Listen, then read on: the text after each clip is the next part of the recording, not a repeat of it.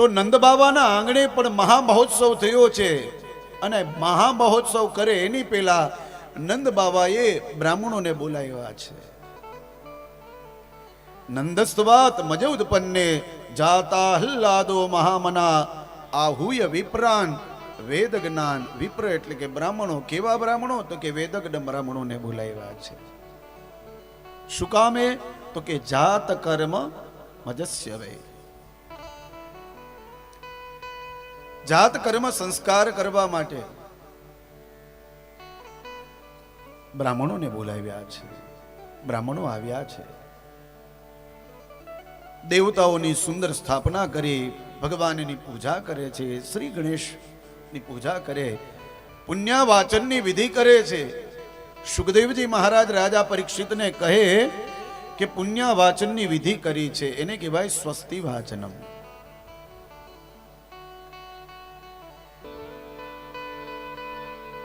બ્રાહ્મણોને બોલાવી સુંદર એવું વેદકને વિધિ વિધાન કરાવે છે. એમાં સ્વસ્તિ વાચન કરાવ્યું છે.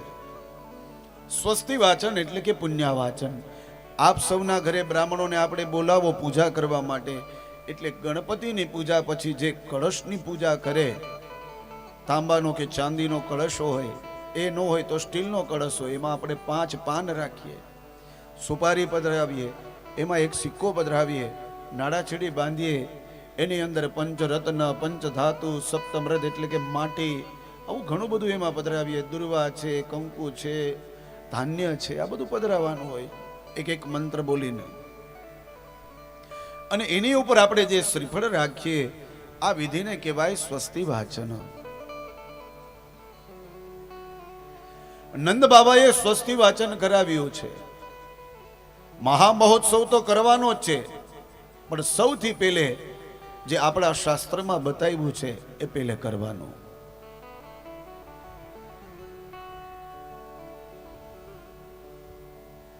આ સ્વસ્તિ વાચનથી મહત્વના જે 5 આશીર્વાદ રહેલા છે, 5 આશીર્વાદ લીધા છે.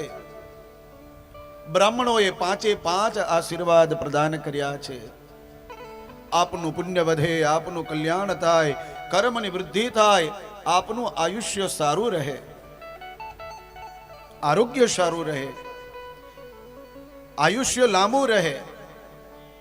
અને અંતમાં 5મા આશીર્વાદ શ્રી એટલે કે લક્ષ્મી આપને ત્યાં રહે, વાસ કરે.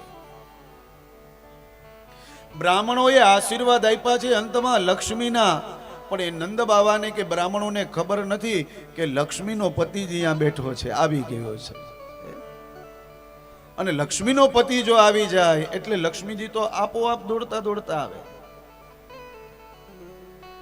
આપણા બધાનો વાંધો એ છે, આપણે લક્ષ્મીની પાછળ દોડીએ છીએ. લક્ષ્મી કેના પાછળ દોડીએ છીએ? એને ઘરમાં લઈ આવો, એની સેવા કરવા માંડો, એટલે આપોઆપ 15 દિવસે, 20 દિવસે, મહિનો દિવસે, 6 મહિને કે વર્ષ દિવસે લક્ષ્મીજી ગોતતા ગોતતા આવશે કે મારા નારાયણ ક્યાં છે, ક્યાં ઘરમાં છે, ચાલ જોવું તો ખરી. તો એ આવી જશે, આપોઆપ આવી જશે. નારાયણને પકડો એટલે લક્ષ્મી આપોઆપ આવે છે. પણ આજે તો બ્રાહ્મણોએ અદ્ભુત આશીર્વાદ દીધા છે 5 પ્રકારના. સ્વસ્તિ વાચન થયું પછી પિતૃઓનું અર્ચન આવે છે. પિતૃઓને યાદ કર્યા છે નંદ બાબાએ. આપણે પણ આપણા વડીલોને જે ગત પિતૃઓ છે એમને આપણે યાદ કરવા જોઈએ. આપણે ત્યાં સંતાન પ્રાપ્ત થાય ત્યારબાદની વાત છે. કારણ કે આપણા ઉપર પિતૃઓની કૃપા હોય ને તો જ આપણે ત્યાં દીકરો ને દીકરી આવે.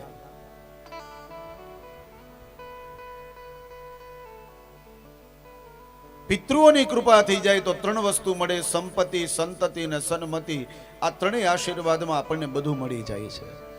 એટલા માટે વારે તહેવારે પ્રસંગે આપણે પિતૃ નિમિત્તે ભોજની કરાવતા હોય અને આપણે એ નિમિત્તે વસ્ત્ર પ્રદાન પણ કરતા હોઈએ છીએ.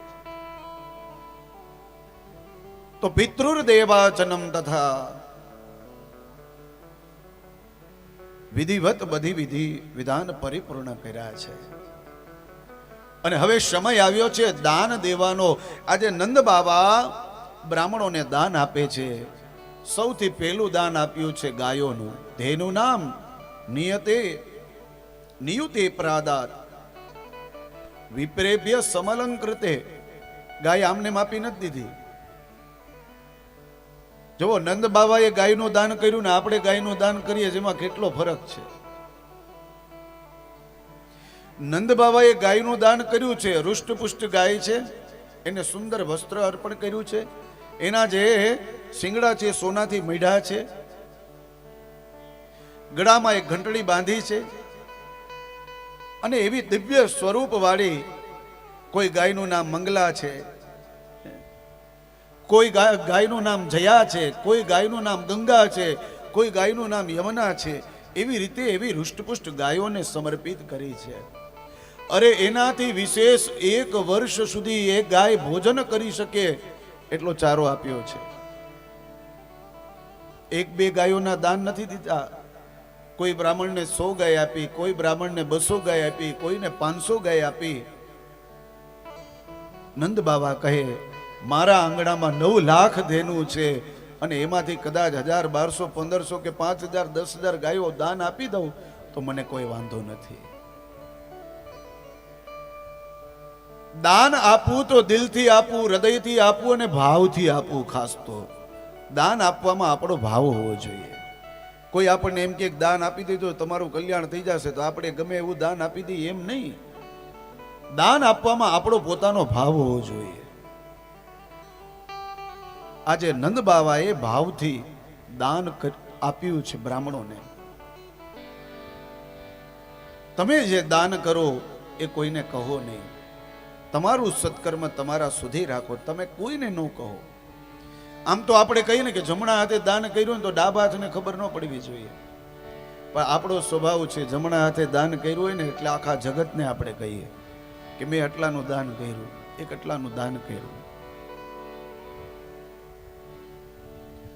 આપણું જ્યાં સુધી નામ ન બોલાય ને ત્યાં સુધી આપણને આમ આનંદ ન આવે. તો સૌથી પહેલે ગાયના દાન દીધા છે.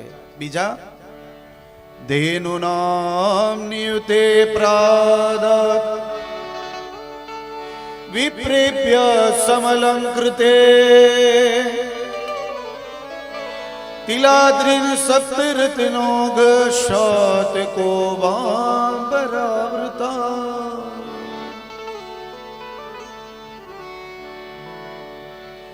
ધેનું નામ નિયુતે પ્રાદાત વિપ્રેભ્ય સમલંકૃતે. ગાયોના દાન આપી દીધા પછી તો કે તિલાદ્રિન, તિલ એટલે કે તલ, અદ્રી એટલે કે પર્વત, તલના પર્વત બનાવ્યા છે અને કહે છે કે તમે આ લઈ જાઓ ભૂદેવો. કોઈને 100 ઢગલા તલના આપ્યા, કોઈને 200 ઢગલા તલના આપ્યા, લઈ જાઓ. તલનું દાન.